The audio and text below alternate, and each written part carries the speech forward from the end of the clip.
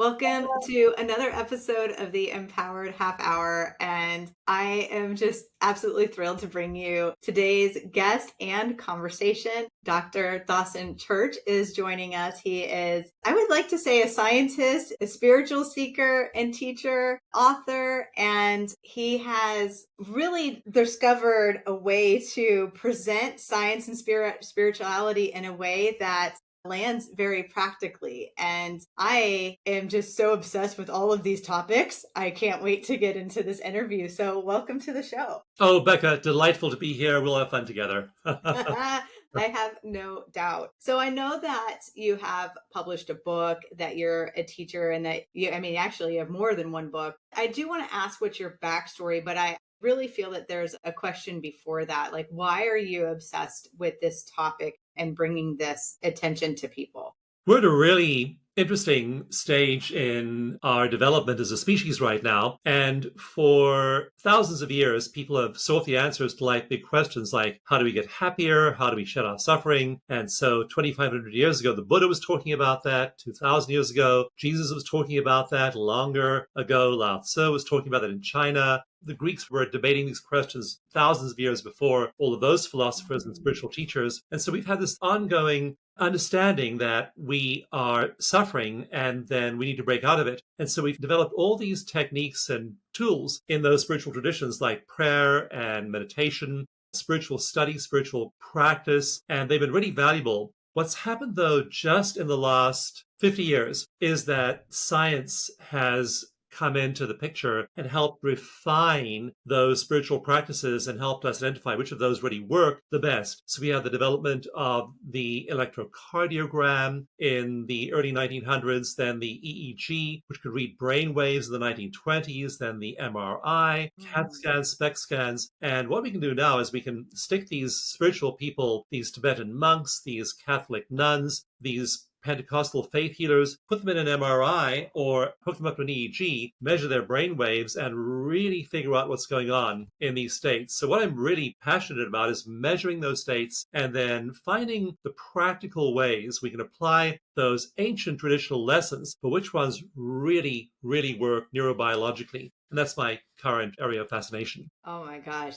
I'm like obsessed. I want to ask you so many questions, but I really do want to focus on the backstory. Like, what got you to this point of being an explorer and wanting to bring it forward to people? Oh, what got me here was abject misery, Becca. I was Isn't it for us all? The I was suffering at us here. Yes, I I was remember. sitting as a coach and a therapist, and they'll usually say, well, I began with a series of life disasters or whatever it was. And I was really pretty miserable as a kid and suicidal and disconnected, very, very depressed. And then I had a vision when I was like 14 years old, and I was alone in my room one day, just feeling completely despairing, existential despair. And I suddenly had this sensation of floating in space, looking out at the universe. And it was just an extraordinary experience. I'd never had anything like that before. And I floated in the universe in this just beautiful panorama of stars and light and sound. And I had this feeling of such love like I'd never experienced on the material plane before, because most of the people in my life were not that loving, and most of the people I saw around me in the church and spiritual communities weren't that loving. So I had that one big experience. And even though I went back to misery after that, I always knew it was there. And I studied psychology, studied spirituality, joined a spiritual community when I was 15 years old, and really focused on understanding these techniques and applying them to myself, and then discovering energy medicine, energy psychology, energy healing, these ways of producing shifts in material circumstances just by energy. Research shows, for example, in my book, Mind to Matter, I describe the research showing that when people have an intention that, for example, plants grow better. When faith healers put their hands around water, the molecular structure of the water literally changes. The bond between the hydrogen and oxygen atom changes when we have that intention or pray or have that healing effect. So there are all these ways in which we're using our consciousness to affect the outside world. And so as I apply these in my life over the last almost 70 years, I've just gotten happier and happier and happier. And one of the cool things about these states is that there's no end point to them. In research, in my book, Bliss Brain, I describe research into Tibetan monks who've done 60,000 hours of meditation in their lives, comparing their brains to Tibetan monks who've done a mere 40,000 hours. Only 40,000. Only 40,000 hours. And the average Westerner, I mean, if they get 4,000 hours in, they're a pretty good meditator in their lifetime. These are Tibetan monks who've done 40 plus thousand. And even between 40,000 and 60,000, we see changes in the brain. Like, for example, the amygdala, the stress structure, the fire alarm of the brain shrinks even more. So we see atrophy of the stress structures of the brain. We see atrophy of the craving structures, the nucleus accumbens of the brain. We see expansion. We see development and parts of the brain getting bigger, parts like the dentate gyrus, which controls and regulates emotion brain-wide. In one study I share in Mind to Matter, a particular person who was practicing meditation, they measured his brain before and after. They measured all the different structures in his brain, and they found that that dentate gyrus that regulates emotion, it grew by over 20% in 8 weeks. So our brains are just changing and shifting as we use our minds differently. And so my whole story has been one of applying these things myself and then getting so excited by the science showing that we can get dramatically happier than we ever thought we could be and have extraordinary lives of well-being. I love that so much. And you've said quite a few things that I want to ask additional questions to, but I'm going to narrow my focus to one right now. One is disconnection. And so I'm an author as well. I have my next book coming out with New World Library, A Return to Radiance, releasing in October. And the concept of the book really is rooted in disconnection. So I grew up in an environment where my parents were full-time musicians where I was born, and I got to see people fully in their radiance, in their gifts, in their talents, in their joy, in the laughter, and the dancing, and the celebrating. And I'm like, I just thought that was normal. Right? And then as I got older and my parents got more committed to work, responsibilities, kids, it was very sad. I saw their spark start to dim. I saw them go into depression. I saw them become disconnected from themselves, other people, the universe. And eventually both my parents passed away at different times. So I have this like unique perspective that I grew up in what I'm calling radiance. And then I clearly saw the disconnection. And then within myself, I experienced extreme burnout several years ago. And when I look back at root, I'm like, I was disconnected. I haven't really had anyone on the show that I can geek out and talk about disconnection with, but since you use that word specifically, can we talk about it? Yeah, well, my dear friend Dan Siegel talks about interpersonal neurobiology, and we are beings of connection. We're meant to be connected internally to ourselves. We're meant to be connected externally to other people. We're meant to be connected to the universe. And so there are scales, that assessments we use in science to measure that degree of connection. And the people who are connected to all three are the mystics. They are usually connected to themselves, their own experience, to others around them. What they're doing, which is remarkable though, is they're plugging into the all that is. They're plugging into this source of divine inspiration and infinite power and creativity that is extraordinary. And what happens in their brains is we see things happen, for example, like in some mystics, a 7-fold increase in this very special brainwave called gamma, the wave of integration, the wave of joy, the wave of gratitude, the wave of awe. If we're having a sense of awe and altruism and love and happiness, we make lots of gamma. In these mystics, they're at baseline before they begin meditation. When they meditate, their gamma rises 7x, massive increase in all of those positive emotions. And so we have brains that are meant to just swim in these positive brain waves and positive neurotransmitters like serotonin and dopamine. And we have the hardware of ecstasy inside our skulls. Most of us just aren't using it. And so these mystics are able to plug in and have connection up there. And also, it affects our lateral relationships. Like, I know when I'm feeling a sense of maybe I'm just going through a really stressful patch of work or something, and I don't really want to impose that on my wife, I'll take a walk in the woods or go to the ocean and walk in the sand and just be with the infinite, be with the all it is, plug in up there. It's a source of incredible renewal. Then when I come back to my wife or back to my team member or back to the person, maybe someone's doing something in my business world that's giving me a heartburn, then I am bringing all the compassion, all the love, all the creativity. We find that the creativity these people have rises dramatically when they're in these elevated states. They're not just in these elevated states and feeling good up there. When they get back down to everyday reality, they're incredibly creative. So it gives you a sense of connection, but that first sense of connection is with the all it is. If you've got that in place, if you are one with the universe, and the term for this from spirituality is non-duality, if you're surrendering your sense of a separate self and becoming one with the all that is, then you have the ultimate sense of connection with all of life, all of love, all of compassion. From that full heart, you go out and you can, like, for example, I manage a really large veteran PTSD program called Veterans Stress Project, and we've helped over 20,000 veterans with PTSD. You go and do things like that when you are in that hooked up state that you can't do when you're all stressed and overwhelmed and having burnout yourself. So hooking up that way is the first thing you do in meditation, in spiritual practice. Then you move from that, again, overflowing love in your heart, and do what you are able to do for people around you and your family and the world. That's really beautiful. You mentioned something in the response. I mean, again, there was many things and multiple ways I can take the next question, but you said that we were hardwired for ecstasy, hardwired for joy.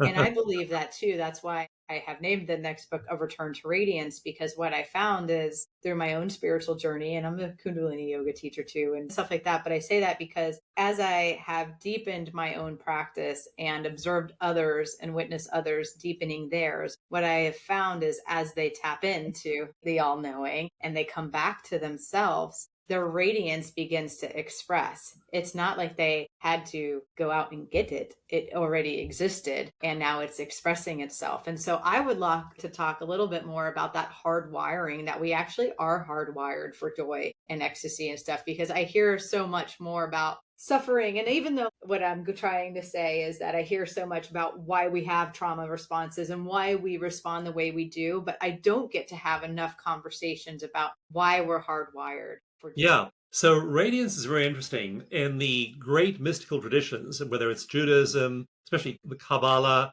Islam, especially Sufism, Christianity, especially mystical Christianity, Judaism, all of these traditions have these elements of this experience there. And it begins usually with inner radiance. And so Patanjali in the Yoga Sutras talks about the yogi, the person seeking oneness, has a sense of inner light in their being. One of the cool things, though, is that Patanjali then starts to talk about outer light and how the light radiates out from us. And what we find in more recent studies, and there are two giant data sets that I draw on a lot in my work, and I won't go into detail about where they are, how these people have been studied, but what we find is that people who are living with that sense of radiance, after a while, it begins to extend outside of their bodies. And so it's not just an inner radiance, it's an inner radiance expressed outwardly. And when you walk into the room with one of those people, you can feel it. Like I'll be doing a meditation retreat that I'll be leading next weekend, and those people will begin radiant inwardly. They'll end up the weekend radiant externally. And there are accounts in the scriptures, like, for example, Ramakrishna, the great Hindu saint of the 1900s. People would describe radiance, just light pouring out of his body. In the Christian depictions of saints, you see these halos around their heads, golden light or white light emanating from them. And you'll feel this. There are people you might be feeling it right now, even as we're just talking here. You might be sensing the light. Elevated. We're generating here in the conversation. So you'll sense that light in you. And this is also mediated by hardware in our brains. And there are two parts of the brain that I trace. One is called the Enlightenment Network. And there are several circuits that are part of the Enlightenment Network. And again, I describe them in my books. I won't go into them now. But there's a physical hardware set of regions in our brains. And in mystics, in people having this elevated experience, it's all lit up. You see those circuits that are processing all these wonderful emotions and all these elevated states. They're highly active in their brains. What's inactive in their brain is the part of the brain that processes suffering and that processes self. And that part of the brain it's called the default mode network. and it has one pole here right behind the forehead called the mid-prefrontal cortex. In people who are suffering, in people who are self-absorbed, the default mode network is highly, highly active. But in people who are having that experience of the all it is, that default mode network is shut down. And these two networks operate in opposition to each other. As you meditate, as you pray, as you fill your life with that radiance, then you raise the activity in the enlightenment network, which suppresses the default mode network. But when you tune into suffering, when you get all self-absorbed and you raise the activity of the default mode network, it suppresses the enlightenment network. And that's where most people live. In my research into cortisol, I've done several clinical trials of people's levels of cortisol. They're walking around high levels of neurotransmitters like norepinephrine, hormones like cortisol. They're living in relative luxury, in a luxury that I lead a lifestyle that the kings of Europe couldn't have imagined 200 years ago. And yet I can stress myself out by my thoughts alone and raise my cortisol level to the level of persons scrabbling for survival in the Paleolithic era. So we're living at these levels of stress that are totally inappropriate to our levels of material challenge. And by activating the default mode network, we're suppressing the enlightenment network. And so we're living with these stress-filled brains that are completely unnecessary. So the trick, all of these ancient practices that have been brought to us by these great traditions show us how to reduce the activity, lower the activity in that mid-prefrontal cortex and the default mode network, which then raises the activity in the enlightenment network. And we find ourselves becoming dramatically happier. So that's our challenge as people, not to buy into the narrative we have of suffering and distraction and overwhelm and all the bad things going on in the world. Are there bad things going on in the world? Absolutely. I mean, climate change is real. Human rights, there are terrible wars raging in the world right now. Civil rights, social rights, sexual, reproductive rights. There are all kinds of real issues we can worry about. But in the middle of that, we can meditate, we can love ourselves, we can live in that radiant state, and then be really effective. Like, I didn't just get upset about people with PTSD. I started a nonprofit, and we treated over 20,000 people with PTSD. So you translated it into effective Yes, social it action. starts, I've kind of seen, and I like what you're saying about the inner and outer. I see that as people return to the radiance and that inner light is shining on the outside, their life becomes more meaningful. There's more fulfillment. And what I'm calling impact, like you're saying, comes as an expression of it. You no longer have to chase for the thing manifests through you. Like you said, you created a nonprofit and now you've served 20,000 people. That's an extension of who you are now. It just kept building. And I see beautiful things unfold like that for people when they allow their light to shine. Yeah, and so there's inner experiences you have, and then those translate themselves into outer experiences. And we're used to thinking about the material world as being an objective reality out there. That thing happened to me. That's real. Well, yeah, that thing did happen to you. That is real. But where perhaps was the root of that in your consciousness? Just like I'm just thinking about it, I had a little fender bender a while back, a little car accident, and the other guy was really clearly to blame. I could see how he just left a driveway and was blinded by the sun shining, glaring in his eyes, and he hit my car. But then I can say that happened out there and that was objective reality. But then I think back and was I paying attention that day? Was I going a little bit too fast? Was I mindful? Yeah, right.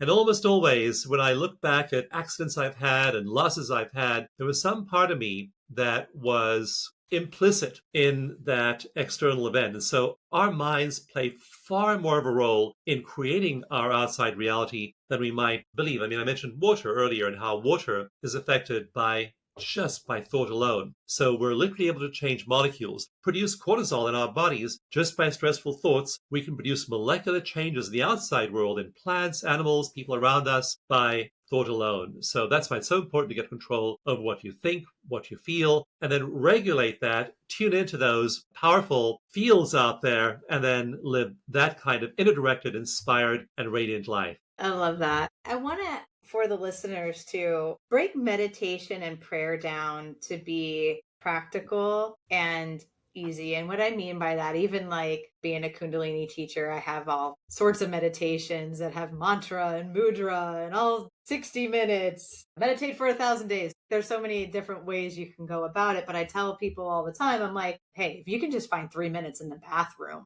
take it. But I think it would be really helpful for the audience because there's a lot of people that are, I would say, in high production mode. They're in that hamster wheel. They're working professionals. They've got the kids or they're taking care of their parents and they're working and doing all the things. How can they bring this into their life easily? Well, I'll fast forward to a study I did, and I've been involved in over 100 clinical trials, and some of them, a lot of them are PTSD, depression, anxiety, but the more recent ones are human potential. And we're showing that people can reach these transcendent states without 10,000 hours, without being a monk. It's possible to reach them really, really quickly if you do certain evidence-based techniques. Now, a lot of meditation and what people think of as meditation is not evidence-based. There's no good science behind it. A lot of it doesn't work very effectively. So if you pick really clear evidence-based things, you can shift extremely quickly. And so we had a lot of practice in the last 10 years bringing people into these elevated states and showing that in just a few hours of practice. In one of my most important clinical trials, we showed that people using an evidence-based meditation in 30 days, we measured anatomical changes in their brain in an MRI. Now, think about that for a moment. The anatomy of your brain changing in under a month in an MRI scan. We found that mid-prefrontal cortex that generates suffering, stress, worry about the past, concern about the future, that part of the brain shut down. We found the compassion network, part of the enlightenment network, the compassion circuit of the brain lit up. So you can do it really, really quickly. But in this later study, we then looked at what happens to them when they go back to work. We did a study on productivity, and we found that in the first month, their productivity goes up so much they get an extra day in their week. In the first month. In 6 months, their productivity is even higher. So the bottom line is, in terms of time management, you get an extra day in your life if you meditate every week, if you meditate effectively. Again, you have to use an effective meditation to do this, and there are tons of downloadable free tracks on my website. They're all over the web and highly accessible. So if you're a busy professional, I urge you to devote that time in the morning to meditate. Now, there are studies showing that 8 minutes is effective, 12 minutes is effective. We personally advocate at least 20 minutes for that 1 day a week of extra time productivity payoff. That was the track in that study. It was a 22-minute track of eco-meditation, this evidence-based meditation. We know now, we've measured that if you spend your first 20 minutes of the day doing the meditation, your productivity within a month is going to dramatically increase. So do a little bit if you can. But when I made that commitment to meditating every day, I was 45 years old. I had 2 young children. I was a single dad, and I thought I had no extra time. When I began to actually do it every day, my whole life began to transform really, really quickly. So it is worth doing, even though you may have a story in your mind. Oh, I don't have time for me, don't have time for this. I just set my alarm half an hour earlier in the morning, again, doing it every day and not accepting any excuses. I mean, there's always these voices that will say, oh, I'm too busy, I need to sleep, blah, blah, blah, blah, blah, blah, blah, blah, blah, blah, blah. Ignore those voices and just do it. Oh man, I love that. And I love that you shared that you have some on your website because there's a spiritual listenership on this podcast, but there's also a very practical. And I think that a lot of my practical folks would like to know, hey, this is evidence-based meditations. Cool. So listeners, he'll share his website here in a few minutes, but feel free to use everything that he's shared to better your life. I mean, that's what this podcast is all about. So I'm so happy you have resources for the listeners. That's fab. Yeah. And again, it's just really powerful to know that when we are doing the most important thing, when we're plugging in upstairs, when we're plugging into all the wisdom, all of the creativity. Oh, your creativity, by the way, soars when you do this, and your resilience goes way up as well. So it might look like you're disengaging from everyday reality, and you are. So you are taking the 30 minutes and you're going into a quiet place, even if it is just the closet or the bathroom, and you're doing some breathing, you're regulating your emotions, but you're shifting your brain and shifting your mental focus to focus on what's really important in life. When you emerge from that state, your whole brain works better. A Harvard study found that the effects of that meditation period extend in terms of better, more efficient brain function, extend for 24 hours into the future just from one meditation. So that time you're giving yourself may seem like it's apart from everything that's really pressing and materially important in your life. It turns out to be the most important thing you can do for your material life. So I really urge you to make that your top priority. Believe me, your kids will appreciate you. I know my wife really appreciates the fact that I meditate.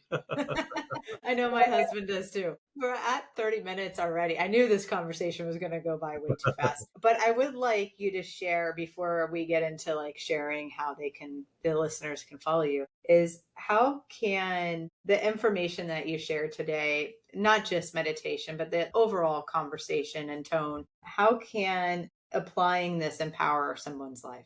Well, what we find is that there are dimensions of your life. There's family and connection, there's work and career, there's spirituality, there is well-being. And meditation and spiritual practice is the leverage point that affects it all. So when you get that one thing right, then everything else improves. If you don't get that one thing right, then everything else is going to suffer. And there's a great Hindu sage called Shankara who lived around 700 AD. And he said that if you don't spend at least part of your day paying attention to the real, the eternal, and again, he said there's the eternal, which is real, and there's everything else that's not eternal, that's changing, the world of change, that's unreal. If you don't devote any part of your day to the real, you've completely missed the boat as a human being. So this is your leverage point. Your family is going to appreciate it. One of the cool things about family dynamics is that for a family to improve and run better, every member does not have to change or improve. One member changes. It's like a system, and you change one person and everything in relationship to that person shifts. So people say, well, like one woman emailed me last week and said, well, my 2 adult children are suffering so much. How do I help them have better lives? I said, number one, meditate yourself. Shift yourself. You're part of this family system. And that's going to have an impact on the rest of the family. So you'll find your money life improves. You become a better investor, a better caretaker, a better steward of your financial resources, your work life, your interpersonal relationships change. You have ways of accessing creativity. In one study, they found that creativity improves about 400% when you're in the flow states that meditation brings. So this really is your leverage point over all these other life domains. Get this one thing right. As Shankara said 1,000 years ago, everything else tends to shift in the positive direction. Oh my gosh, I feel like I could talk to you for like 3 hours instead of 30 minutes. There's so much more to do here, but we are at the 30-minute point. So if you wouldn't mind sharing how the listeners can stay in contact with you and also get to your website so they can grab those meditations. Yeah, so grab the meditation at the website Dawson, just my name, Dawson, Dawson Gift, GIFT, dawsongift.com. And you get the meditation. They also get a free stress reduction mini manual with some super simple energy exercises that will shift. These are the ones we use with people with PTSD, but also for depression and anxiety. And you can shift yourself very, very quickly using those exercises. It also gives you access to our whole ecosystem with our online courses. I do a lot of live courses. We have certified clinical EFT practitioners who can work with you one-on-one if you'd like to work with a one-on-one certified practitioner. There are a whole bunch of resources at dawsongift.com. But the two that are most important is download the meditation, use that every day, and download that stress reduction manual, because you'll find that as you apply these simple energy hacks, you can very quickly lower your level of anxiety. And again, we've shown in clinical trials, your cortisol drops dramatically after just a week of applying this. So dawsongift.com has all of those resources through that one link. That is awesome. Listeners, go get that stuff. I'm all for like spreading empowerment, well-being, elevated levels of consciousness in this conversation. I'm buzzing. You can see my cheeks are even a little red. And like, yay! It was so good. It's awesome. Thank you so much for being a guest on the show. It was great to have you. What a joy. Thank you, Becca. I knew we'd have fun, and we did. Thank you. And thanks for your wonderful work sharing this with other people and inspiring them to be who they truly are. Thank you so much.